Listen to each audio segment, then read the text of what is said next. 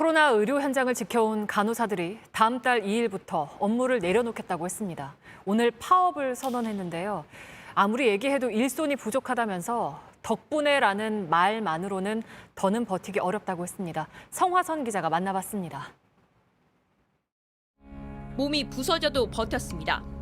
그렇게 1년 반이 훌쩍 지났습니다. 저는 진짜 일하면서 제 몸을 두 개로 나누고 싶었어요. 왜냐하면 화장실 못 가는 건 당연하고 사명감으로 버티는 것도 한계가 있었습니다. 사명감으로 여기서 근무를 하고 있는데 욕설을 날리고 물건을 집어 던지고 돈을 받는 게 우리 때문에 그런 건데 일을 이따구로 하냐. 아무리 얘기를 해도 일손은 항상 부족합니다. 2시간마다는 교대를 해줘야 되는데 인력이 부족하다 보니까 3시간, 4시간 근무하는 것은 다반사이고 그렇게 근무하고 나오면 온몸이 땀으로 젖고 손발이 퉁퉁 불어서 덕분에라는 말만 있을 뿐 정작 필요한 뒷받침은 없었습니다. 덕분에 캠페인은 정말 감사하지만 많은 감사를 떠나고 그래서 간호사들은 공공의료시설과 사람을 늘려달라고 요구했습니다. 노조의 총파업 투표에서는 찬성표가 쏟아졌습니다. 더 이상 참고 버틸 수 없어. 저희들은 피눈물을 머금고 9월 2일 파업을 예고했습니다.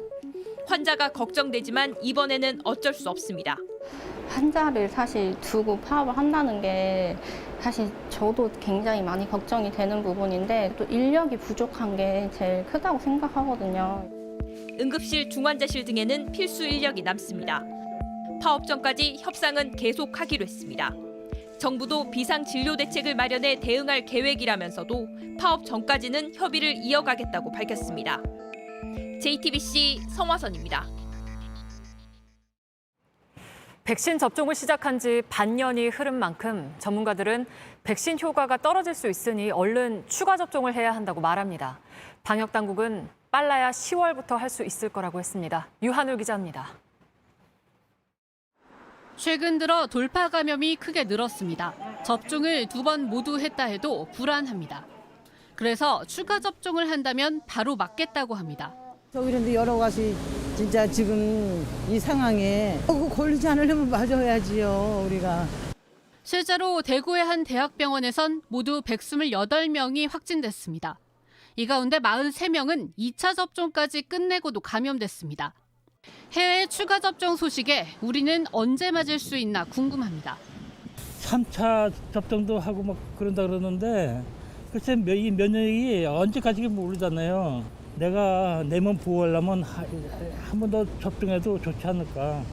전문가들은 접종을 마치고 6개월이 지나는 시점이 추가 접종이 필요한 때라고 보고 있습니다.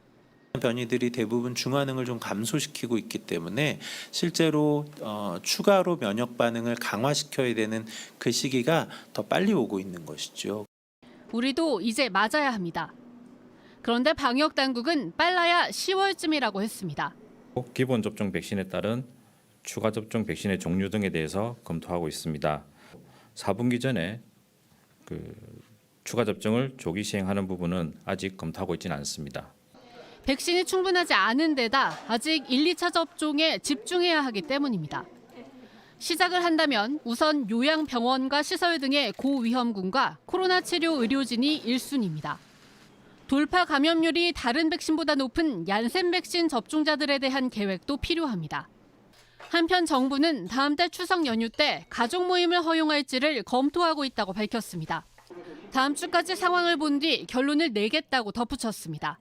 JTBC 유한울입니다. 네, 그런가 하면 오늘 의사들은 거리로 나갔습니다. 수술실에 CCTV를 설치하는 법안을 막기 위해서입니다.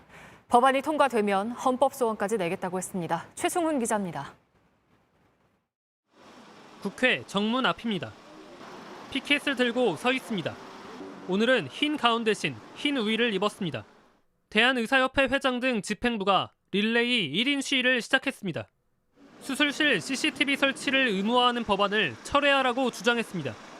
의협 측은 의사와 환자 사이의 신뢰를 깨뜨린다고 강조했습니다. 법안이 통과되면 헌법 소원도 내겠다고 했습니다.